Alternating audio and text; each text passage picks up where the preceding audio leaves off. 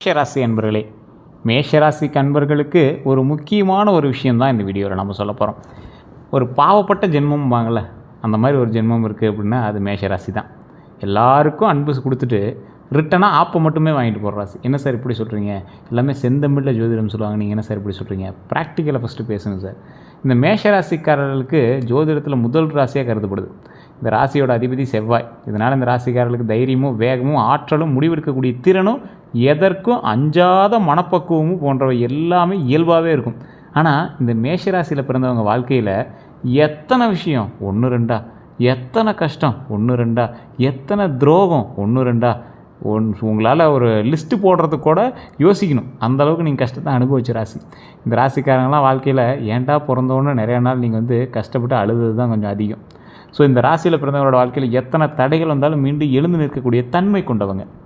உண்மையை சொல்லுங்கள், நீங்கள் எத்தனை நாள் கதவை சாத்திட்டு அழுதுருக்கீங்க? எத்தனை நாள் நீங்கள் பாத்ரூமில் போய் தனிமையாக அழுதுருக்கீங்க? எத்தனை நாள் கண்ணாடி பார்த்து ஃபீல் பண்ணியிருக்கீங்க? இது எல்லாமே அதிகமாக அனுபவிச்சது இந்த மேஷராசி தான். இந்த ராசிக்காரன் கஷ்டத்தை அனுபவித்து மறுபடியும் திரும்பி வந்துடுறாங்கிறதுனாலே என்னமோ திருப்பி கடவுள் உங்களுக்கு நிறைய கஷ்டத்தை கொடுத்துருக்கு. இனி வரக்கூடிய நாட்களில் சந்தோஷம் மகிழ்ச்சி தான் இருக்கும், கவலைப்பட தேவையில்லை. ஏன்னா நீங்கள் தான் எந்த தடை வந்தாலும் எழுந்து நிற்கக்கூடிய ஒரு ராசியாச்சே, தைரியமான ஆளாச்சே, எவ்வளோ அடித்தாலும் தாங்க மாட்டா அப்படிங்கிற அந்த மேஷராசிக்காரன் மட்டும் தான். இவங்க வெளியில் மிகவும் தைரியமானமாகவும் கடினமானமாகவும் தெரிஞ்சாலும் உள்ளுக்குள்ளே மிகவும் உணர்ச்சி வசப்படுறவங்க. தங்களுக்கு பிடித்தவர்களுக்காக எதையும் செய்ய தயங்க மாட்டாங்க. ஆனால் நம்பிக்கை துரோகம் இவங்களோட வாழ்க்கையில் மிக அதிகமாக நடந்திருக்க வாய்ப்பு அதிகம், ரொம்ப அதிகம். மேஷராசிக்காரங்களுடைய குணாதிசயம் அப்படின்னா ஃபஸ்ட்டு பாயிண்ட்டு தைரியம் தான். இந்த ராசிக்காரங்க எந்த விஷயத்துலையுமே பயந்து ஓட மாட்டாங்க. புதிய முயற்சிகளை செய்ய எப்போதும் தயாராக இருப்பாங்க. கோபம் அதிகம். செவ்வாய் ஆதிக்கம் காரணமாக கோபம் வேகமாக வரும், ஆனால் அதே வேகத்தில் மறைஞ்சிடும். நேர்மையான மனசு, பொய்யாக நடிக்க தெரியாது, மனதில் இருப்பதை நேராக சொல்லுவாங்க. உதவி மனப்பான்மை அதிகம். யாராவது கஷ்டத்தில் இருந்தாங்க அப்படின்னா முதல்ல ஓடி போய் உதவாது நீங்கள் தான். அவன் உங்கள்கிட்ட சண்டை போட்டவனாக இருக்கட்டும், உங்களுடைய எதிரியாக இருக்கட்டும், பெரிய உங்களுக்கு துரோகியாக கூட இருந்தாலும் முதல்ல இப்போ நினச்சாவது அவனுக்கு செய்யணும்னு நினச்சி ஒரு மனசில் நினைப்பாங்கள்ல, அது நினைக்கிறதும் நீங்கள் தான். தலைமை தன்மைன்னு சொல்லுவாங்கள்ல, எந்த கூட்டத்துலேயும் தலைவராக இருக்க விரும்புவாங்க. எந்த கூட்டத்தில் நீங்கள் அப்படின்னாலும் தலைவராக இருக்கிறதுக்கு விரும்புவாங்க. அதே மாதிரி பிடிவாதம். ஒரு முடிவு எடுத்தால் அதை மாற்றுவது ரொம்ப கடினம். இந்த ராசிக்காரருக்கே உண்டான ஒரு மிகப்பெரிய ஒரு விஷயம் இதுதான், பிடிவாத குணம். அன்பில் உண்மை இருக்கும். காதல் மற்றும் உறவுகளில் உண்மையாக இருப்பாங்க. இந்த ராசிக்காரர் மாதிரி உண்மையாக இருக்கணும் நீங்கள் எங்கே போனாலும் தேட முடியாது. மேஷ ராசிக்காரெலாம் யாராவது லவ் பண்ணுறீங்கன்னா நீங்களாம் கொடுத்து வச்சுவீங்க அப்படின்னு சொல்லலாம். அதே போல் ஒருத்தர் அப்போல்லாம் ஒன்றும் இல்லையே, அவன் இருக்கிறதுலே மிகப்பெரிய ஒரு மொல்லை மாதிரி சார் அப்படிம்பாங்க. அது காமெடியாக சொல்லலாம். நீங்கள் ஒரு 1-2 சண்டையை வச்சு நீங்கள் சொல்லாமே தவிர, மேஷ ராசிக்காரர்கள் போல் காதலில் உண்மையாக இருப்பவர்களும் துரோகத்தை அனுபவித்தவர்களும் வேறு யாருமே இருக்க முடியாது. மற்றவனுக்கு துரோகம் பண்ணணும்னு துளிக்கூட நினைக்காத ஒரு ராசி மேஷராசிக்காரன். இது உண்மையாக இல்லையா நீங்கள் கமெண்ட் செக்ஷனில் அடித்து சொல்லலாம். மேஷராசிக்காரரை நீங்கள் பார்த்துருந்தீங்க அப்படின்னாலும் சரி. மேஷராசிக்காரர்களினுடைய நல்ல பண்புகள் ஒன்று இருக்குங்க. மன உறுதி அதிகமாக இருக்கக்கூடிய ராசி. சரி, இதெல்லாம் எங்களுக்கே தெரியும் சார், அடுத்து என்ன சார் நடக்கும் அப்படிம்பீங்க. ஃபஸ்ட் நான் சொல்லிடுறேன். சிலர்லாம் நிறைய பேர் சரி எங்களை பற்றி ஃபஸ்ட்டு சொல்லுங்கள், நான் உண்மையான ஃபஸ்ட் நான் கண்டுபிடிக்கிறேன் அப்படின்னு நிறைய பேர் சொல்கிறீங்க. மன உறுதி அதிகமாக இருக்கக்கூடிய ராசிகளில் முதன்மையான ராசி இந்த மேஷராசி. எளிதில் கைவிட மாட்டாங்க. யாரையுமே எளிதில் கைவிட மாட்டாங்க. வேலைக்கு அர்ப்பணிப்பு அதிகம். குடும்பத்தை பாதுகாக்கக்கூடிய மனம் அதிகம். நண்பர்களை விட்டு கொடுக்க மாட்டாங்க. தன்னம்பிக்கை அதிகம். தொழிலில் முன்னேற வேணும் அப்படிங்கிற ஆசை ரொம்ப அதிகம். பிறரை ஊக்கப்படுத்தும் திறனும் ரொம்ப அதிகம். இவங்க மட்டும் பக்கத்தில் இருந்துட்டாங்கன்னா அவங்க ஒய்ஃபாக இருக்கட்டும் ஹஸ்பண்டாக இருக்கட்டும் அப்படியே 100 மடங்கு பலம் கொண்டவர்களாக திகழப்படுவாங்க. அந்தளவுக்கு இவங்க ஒரு பூஸ்டப், ஒரு நம்பிக்கை ஊட்டுறது. பண்ணு பண்ணு பண்ணு கிளாப் பண்ணு அப்படிங்கிற மாதிரி பண்ணுவாங்க. இவங்க பண்ணுறதை பார்த்தே நம்மளுக்கு அவ்வளோ மோட்டிவேஷனாக இருக்கும். இவங்களுடைய பலவீனம் என்ன தெரியுமா? சீக்கிரம் கோபம் வந்துடும். யாரையும் உடனே நம்பி அப்புறம் பல்ப் வாங்கிட்டு ஏமாந்துட்டு உட்காந்துருக்கிறது. அவசர முடிவுகள். எதுக்கு அவசர முடிவு? ஆனால் உங்களுக்கே தெரியாது. நீங்கள் எடுக்கிறது அவசர முடிவு மாதிரி உங்களுக்கு தோணலை அப்படின்னா நீங்கள் எடுத்துகிட்டு இருக்கிறது அவசர முடிவு தான். இதெல்லாம் டைம் எடுத்தே பண்ணலாம் அப்படிங்கிறது பக்கத்தில் இன்னொருத்தர் சொல்லி தான் உங்களுக்கு இன்டிமேஷனே ஆகும். பண விஷயத்தில் சில நேரங்களில் கவனக்குறைவு, உணர்ச்சி வசப்படுவது, நம்பிக்கை துரோகம் காரணமாக மன வேதனை இருக்குது உங்களுக்கு. இந்த நம்பிக்கை துரோகத்தினால நிறைய மன வேதனைகளை அனுபவிச்ச ராசி நீங்கள். இதுவரை இவங்க அனுபவித்த துரோகங்கள் என்னென்ன தெரியுமா? மேஷ ராசிக்காரர்கள் வாழ்க்கையில் அதிகமாக அனுபவித்த நம்பிக்கை துரோகம் தான். நண்பர்கள் மூலமாக ஏற்பட்ட துரோகம். நண்பர்களுக்காக உயிர் கொடுக்க தயாராக இருக்கிறவங்க தான் இந்த மேஷராசி.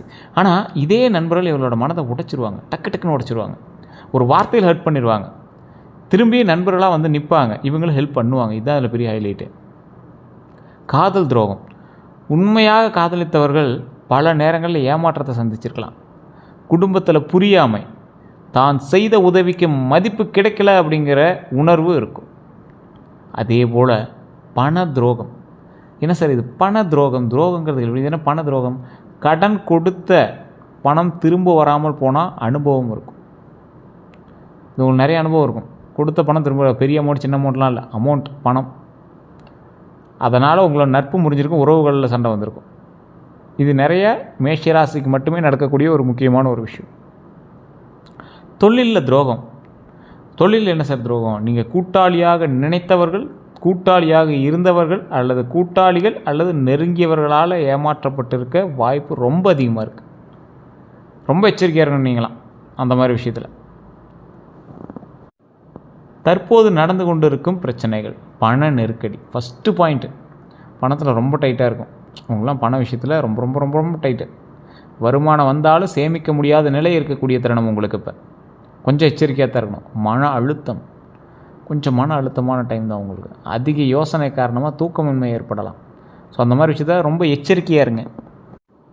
அதே போல் குடும்ப சண்டைகள், சிறிய விஷயங்களுக்கு இருக்கிறது வேறு. அதாவது நல்லா சொல்லணும் அப்படின்னா, இந்த குடும்ப சண்டையில் நீங்கள் ஒன்று சொல்ல போவீங்க, நீங்கள் நல்லது தான் சொல்ல போவீங்க. இந்த மேஷராசிக்காரரை பொறுத்த வரைக்கும் நல்ல விஷயங்கள் தான் எப்பயும் சொல்லுவாங்க. இவங்க சொல்கிறத வந்து கேட்குறதுக்கு வெளியிலாம் ஆள் இருப்பான், ஆனால் குடும்பத்தில் மட்டும் சொல்கிறது கேட்க மாட்டான். இவன் ஒரு வார்த்தை சொல்ல மாட்டானா அப்படின்னா அவனோட நட்பு வட்டாரத்துலையோ அவனோட ஊர்கள்லையோ நிறைய பேர் இருக்காங்க. ஆனால் குடும்பத்தில் சொன்னால் கேட்க மாட்டான். அதனால் உங்களுக்கு குடும்பத்தில் சிறிய விஷயங்களுக்கு கருத்து வேறுபாடுகள் அதிகமாக ஏற்பட்டிருக்கும். இந்த மாதிரி விஷயத்தில் நீங்கள் ரொம்ப கவனமாக இருக்கணும். அது குடும்ப விஷயத்தில் மேஷராசிகள் ரொம்ப ரொம்ப கவனமாக இருக்கணும். வேலை மாற்றத்தை பற்றின குழப்பம் உங்களுக்கு அதிகமாக இருக்கும். இருக்கும் வேலையை விட்டுடலாமா அப்படிங்கிற எண்ணம் உங்களுக்கு அதிகமாக இருக்கும்.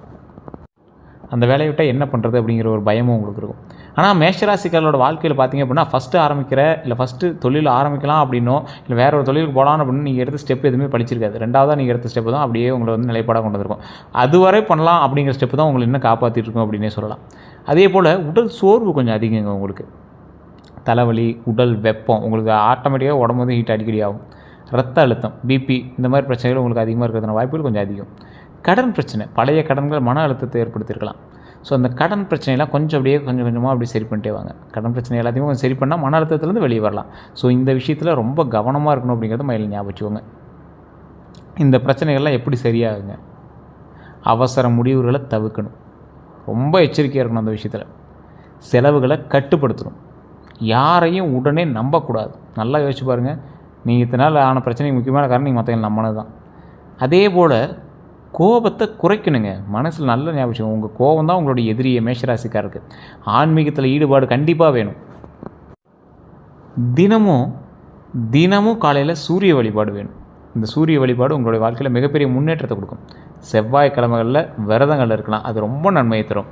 தொழில் பலன்கள் அப்படின்னு பார்க்கும்போது நிறைய பேர் 2026 ஸ்டார்டிங்லேயே சொல்லியிருப்பாங்க, சார் மேஷராசிக்கு 2026 ஆங்கில புத்தாண்டுலேருந்தே நல்லா இருக்குது அப்படின்னு இருப்பாங்க. அப்புறம் தமிழ் புத்தாண்டு பிறந்துச்சு, சார் தமிழ் புத்தாண்டுலேருந்து நல்லா இருக்குன்னு இருப்பாங்க.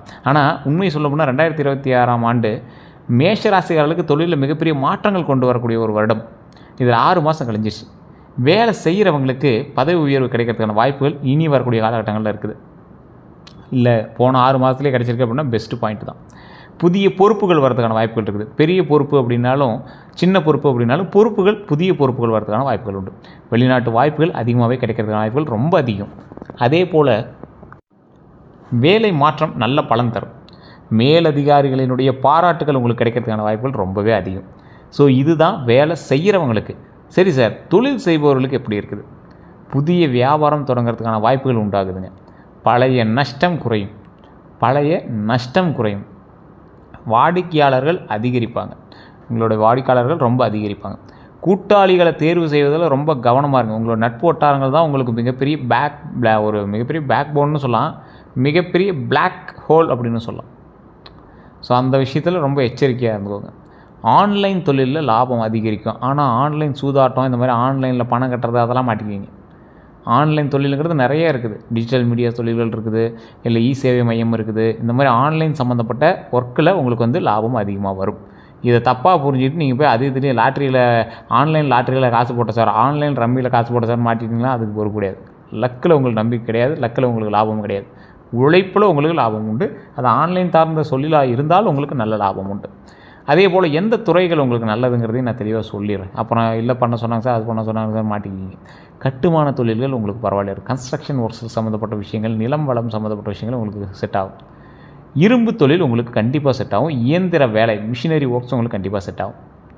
அரசாங்க ஒப்பந்தங்கள், சிவில் கான்ட்ராக்ட்ஸ் அல்லது ரோட் கான்ட்ராக்ட்ஸ் அல்லது கவர்மெண்ட் கான்ட்ராக்ட்ஸ் இருக்கிறது உங்களுக்கு ரொம்பவே பொருத்தமான ஒரு தொழிலாகவும் அமைது. பாதுகாப்பு துறை, காவல்துறையில் அல்லது செக்யூரிட்டி கார்ட்ஸில் நிறைய உங்களுக்கு பாதுகாப்பு சம்மந்தப்பட்ட துறைகளில் உங்களுக்கு நல்ல ஒரு விஷயம் இருக்குது. டிஜிட்டல் மார்க்கெட்டிங் முன்னாடியே சொன்னது தான், டிஜிட்டல் சம்மந்தப்பட்டது, ஆன்லைன் சம்மந்தப்பட்டது உங்களுக்கு நல்ல ஒரு ப்ளஸ் பாயிண்ட்டாக இருக்கும். அதே போல் யூடியூப் மற்றும் சமூக ஊடகங்கள் வேலைகள் எல்லாமே உங்களுக்கு பொருத்தமானதாக இருக்கும். நல்ல ஒரு பணம் வரக்கூடிய சில விஷயமாகவும் அது கருதப்படலாம். சரி, பண வரவு எப்படி இருக்கும்? 2026 ஆண்டு தொழில் இதெல்லாம் நல்லா போயிட்டுருக்கு. ஒரு 6 மாதம் ஆச்சு, தமிழ் புத்தாண்டு பிறந்துச்சு. 2026 ஆண்டில் பண வரவு மெதுவாக உயர ஆரம்பிக்க போகுது. அது எப்படி இருக்க போகுது, எந்த விஷயத்தில் நல்லது அப்படின்னா, நல்ல விஷயங்கள் அப்படின்னா பழைய பணம் திரும்ப கிடைக்கலாம். பழைய பணம் திரும்ப கிடைக்கக்கூடிய வாய்ப்பு, நிலம் வாங்கிறதுக்கான வாய்ப்பு, வாகனம் வாங்கும் யோகம் உண்டாகுதுங்க. சேமிப்பு அதிகரிக்கும். சேமிப்பு அதிகரிக்கக்கூடிய ஒரு காலகட்டமாக இருக்குதுங்க. கவனம் தேவை. எந்த விஷயத்தில் கவனம் தேவை? தேவையில்லாத செலவு மட்டும் இந்த டைமில் பண்ணாதீங்க, மாட்டிக்குவீங்க. சார் லக்ஸூரியாக ஒரு கார் வாங்கணும் சார், மாட்டிக்குவீங்க சார்.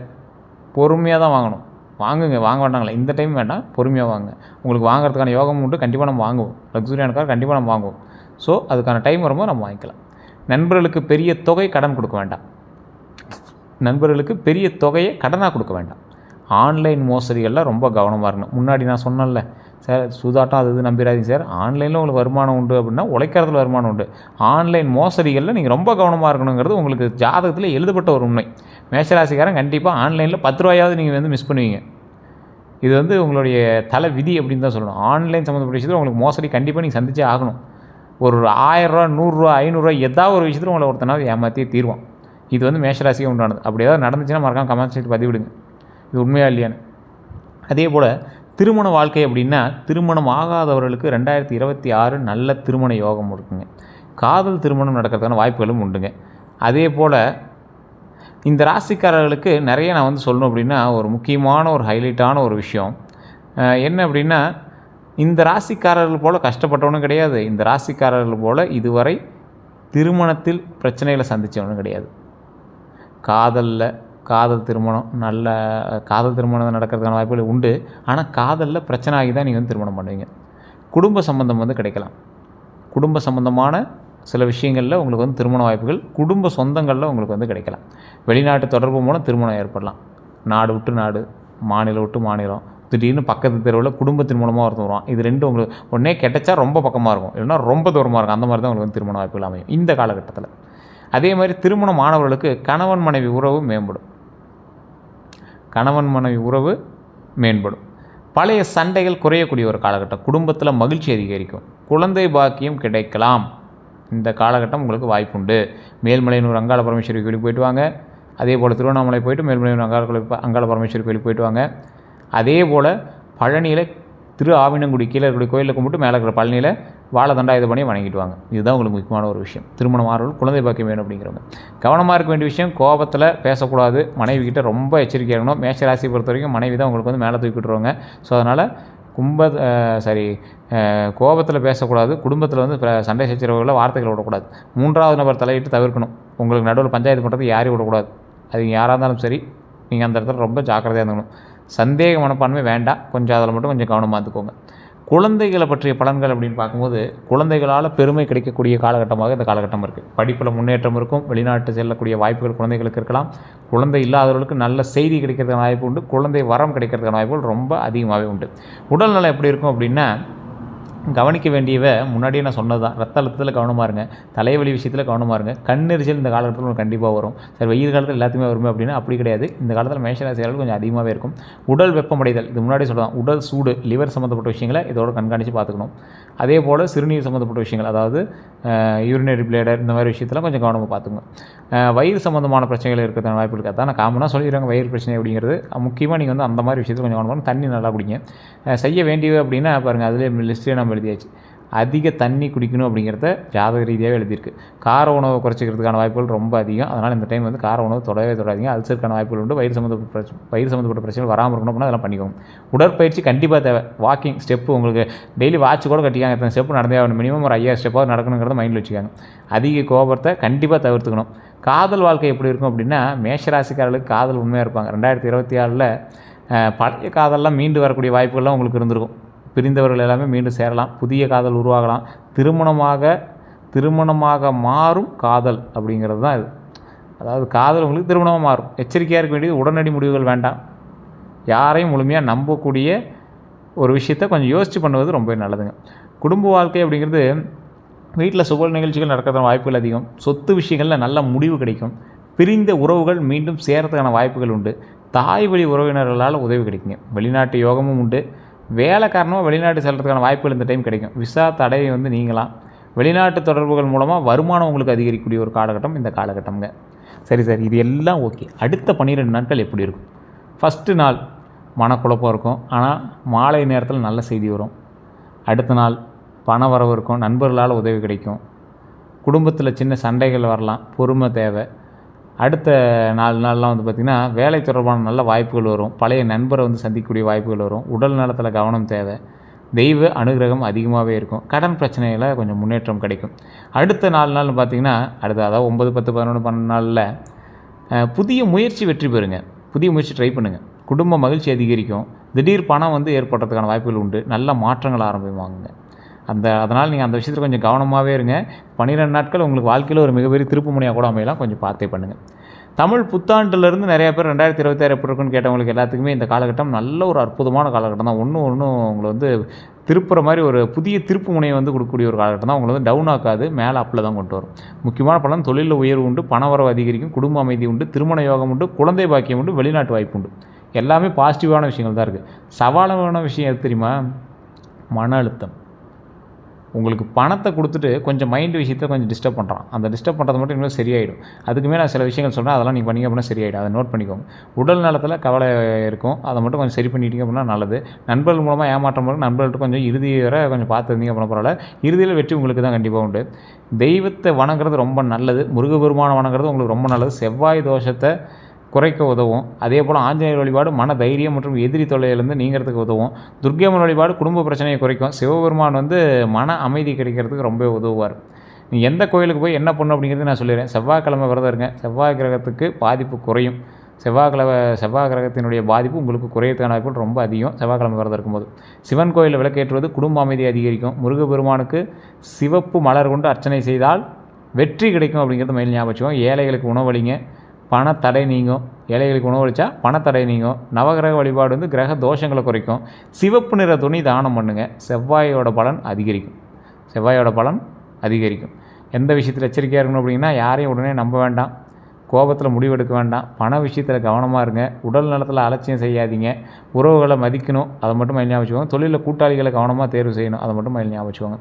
இந்த ராசிக்காரர்களுக்கு நல்ல ஒரு மேட்டராக சொல்லணும் அப்படின்னா, ஒரு முக்கியமான ஒரு பாயிண்ட் தான் நான் இப்போ சொல்லணும் அப்படின்னா, கடந்த கஷ்டங்களில் மெதுவாக குறையும்.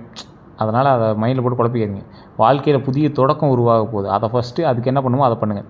பண நிலையில் முன்னேற்றம் ஏற்படும். தொழிலில் மதிப்பு கிடைக்கும். திருமணம் மற்றும் குடும்பத்தில் நல்ல மாற்றங்கள் நடக்குங்க. மன உறுதி அதிகரிக்கும். தெய்வ அனுகிரகம் கிடைக்கும். மேஷ ராசிக்காரர்களுக்கு ஒரு விஷயத்தில் மட்டும் நினைவில் வச்சுக்காங்க. உங்களை ஏமாற்றியவர்கள் பலர் இருக்கலாம். ஆனால் உங்களை வெல்ல யாராலும் முடியாது அப்படிங்கிறத மைண்டில் ஞாபகம் வச்சுக்கோங்க. 2026 உங்களுடைய வாழ்க்கையில் வெற்றியினுடைய கதவை திறக்கக்கூடிய வருடமாக அமைய போகுது.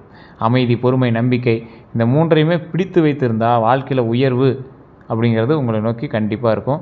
அதை நீங்கள் கவலைப்படாமல் பார்த்துக்கலாம். ஸோ இந்த ராசிக்காரர்களை பற்றின எல்லா விஷயமும் நம்ம பார்த்தோம். இந்த ராசிக்காரர்கள் வேறு ஏதாவது தகவல்கள் வேணும் அப்படின்னா கமெண்ட் செக்ஷனில் பதிவிடுங்க. நான் சொன்னது உண்மையாக அப்படின்னு மறக்காம கமெண்ட் செக்ஷனில் பதிவிடுங்க. இது இல்லாமல் நீங்கள் உங்களுடைய தனிப்பட்ட ஜோதிடம் பார்க்கணும் அப்படின்னா கீழே ஒரு நம்பர் கொடுத்துருங்க. அந்த நம்பருக்கு ஃபோன் பண்ணி உங்களோட பிறந்த தேதி, பிறந்த நேரம், பிறந்த ஊர் சொன்னீங்க அப்படின்னா ஆட்டோமேட்டிக்காக உங்களுக்கு A to Z கம்ப்ளீட்டாக சொல்லிடுவாங்க. அதுவும் தெளிவாக சொல்கிறேன். பிரபலமான ஒரு VVIP ஜோதிடர் தான். அப்பாயின்மெண்ட் பேஸில் மட்டும் தான் ஜோதிடம் பார்ப்பார். உங்களுக்கு வேணும் அப்படின்னா மட்டும் நீங்கள் நம்பரை பயன்படுத்திக்கோங்க. அதே போல் ஃபீஸஸும் அதுக்கு தகுந்த மாதிரி தான் இருக்கும். வேறு எந்த கருத்துக்களாக இருந்தாலும் மறக்காமல் நீங்கள் கமெண்ட் செக்ஷனில் பதிவிடலாம். எல்லோருக்கும் நன்றி நண்பர்களே. வெளிநாட்டு நண்பர்களாக இருந்தீங்கன்னா நீங்கள் வாட்ஸ்அப் மூலமாக தொடர்பு போடலாம். எல்லோருக்கும் நன்றி.